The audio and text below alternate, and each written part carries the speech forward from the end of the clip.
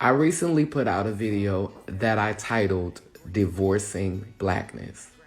Those of you who have been able to follow me on my journey know that since about 2015, when I left the Christian religion for certain, I have been struggling with my journey with the term blackness. At the same time, I've also been wrestling with the term transgender. So there's been a multitude of things that began to unravel for me post-op, post-gender reassignment surgery.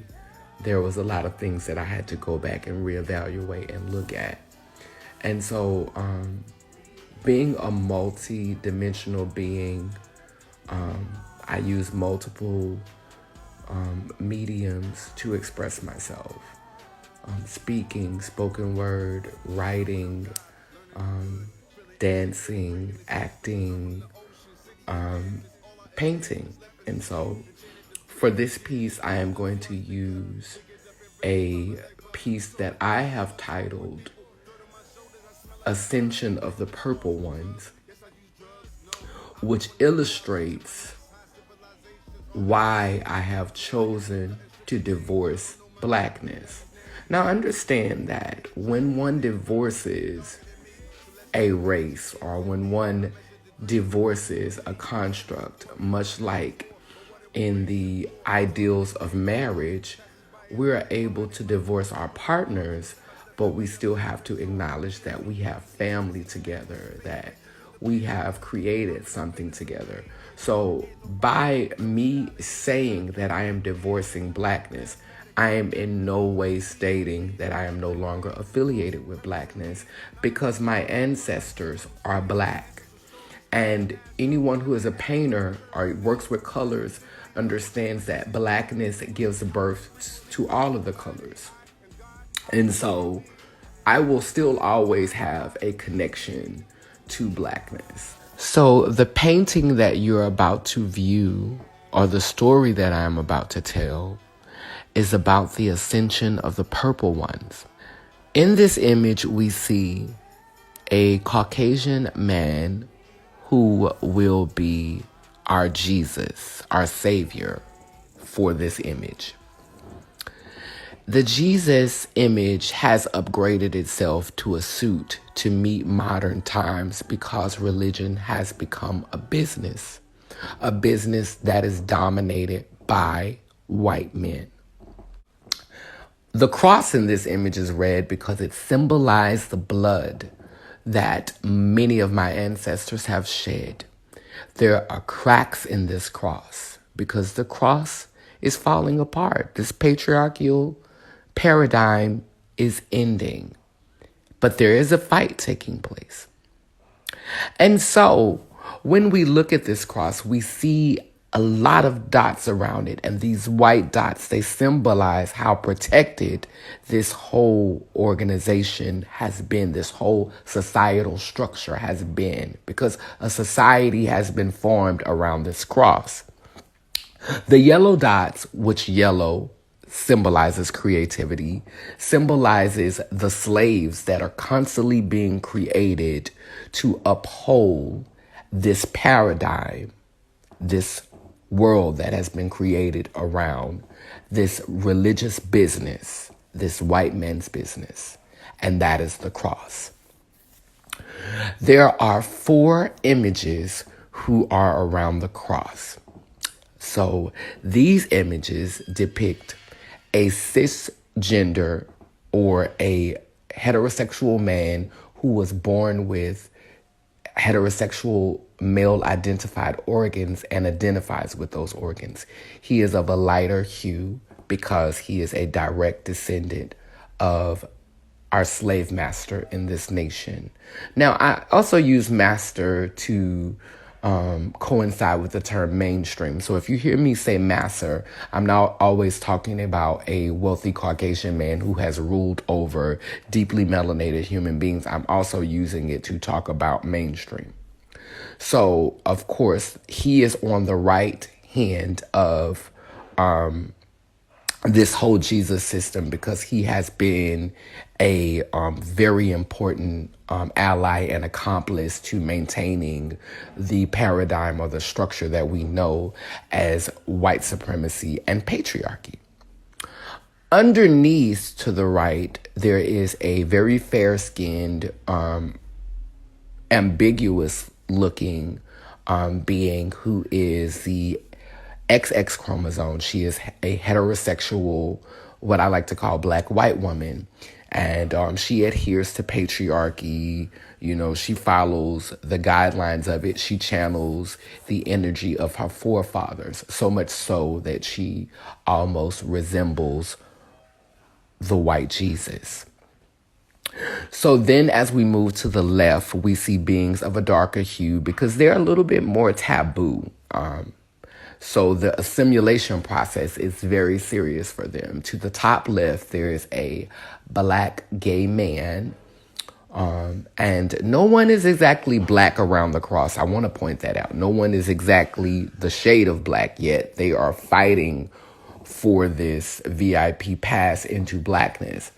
And the black gay man in this particular image, not all black gay men, but this particular black gay man is disconnected from his mother, does not celebrate his mother, pays only homage to his forefathers. So he's definitely a full supporter of the patriarch, which in turn supports white supremacy. He has not evolved to that place of accepting his feminine side or his feminine energy, which is why he hides any form of femininity that he may have a connection to.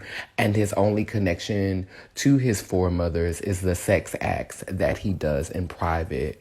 Down beneath the cross, there is an individual who is a cisgender lesbian woman, and she radiates the energy of her founding fathers. She's also under the diaspora of Blackness, and she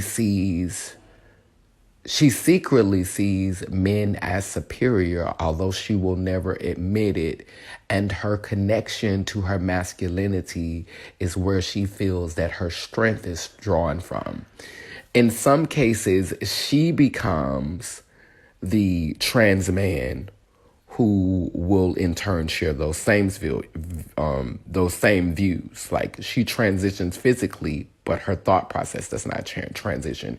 As with the gay man, sometimes he transitions to become the trans woman, but his thought process does not change. He still equates his maleness, his root maleness, as some sort of privilege. So when he transitions to become that feminine looking being, he has not transitioned in his mind.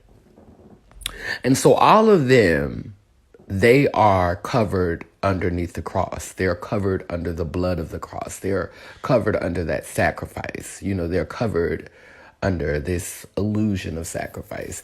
And there are beings who are rejected by this system. And those beings that are rejected by this system are the purple ones. How they became the purple ones is because they are whole. Le lim le lur, which means I am whole. Let him, let her, I am whole.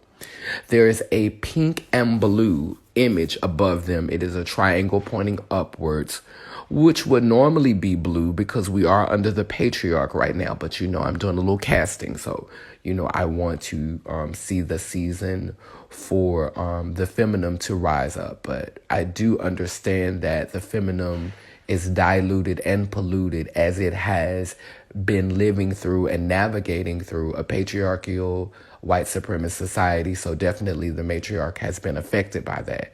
And so I think that the way to establish a society that will be more of a gumbo versus a melting pot, where all of these different energies come together and make something that tastes absolutely scrumptious, will be a reality that I would like to live in, witness, contribute to, help to cultivate and be a part of. And in order to get to that, there is going to be some trial and error. But anyway, these beings who fall up under this blend of masculine and feminine energy, they would be called the purple ones, because when you mix pink and blue together, you actually get the color purple. So these beings are not accepted under the cross because they don't fit. They move in balance, they move in harmony, and capitalization and white supremacy and patriarchy, they're lopsided entities. They're half truths. So they don't want to have affiliation with anything that is whole. So the purple ones are looking at this, and they are sad, and they are crying, and we see the tears falling, and the tears are orange, which symbolizes healing, and they have yellow dots on them because they're creating something too, but it's not slaves. And there's shimmer and sparkle on them because they are the chosen ones to come and topple this lopsided reality, this current paradigm. And they're rejected by their own ancestors, their Black ancestors. But they do have the courage to stand and to be their whole selves, with the realization that if a pink person can identify as white and a brown, beige, or golden person can identify as Black, then people who acknowledge both their foremothers and forefathers within them, both their dark and their light, both their Blackness and their whiteness, they can identify as purple. And so these purple beings are the past, the present, and the future. And that purple hue, it reminds them that they are spiritually present. It reminds them that they are aware. It reminds them of their sovereignty. It speaks to their aura. It speaks to their masculine and their feminine energy. And so by them identifying as the purple people, they're identifying that they're whole. Now with that understanding, you understand why on paper I will identify as purple.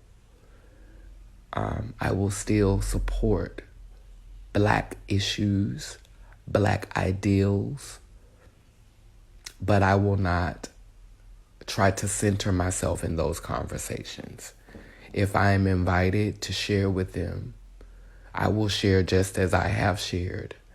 And if they do not welcome this conversation, then I don't want to be at that table. I will not be censored by my Black ancestors because I'm preparing another table for people to sit at that can acknowledge and thrive in a spirit of wholeness.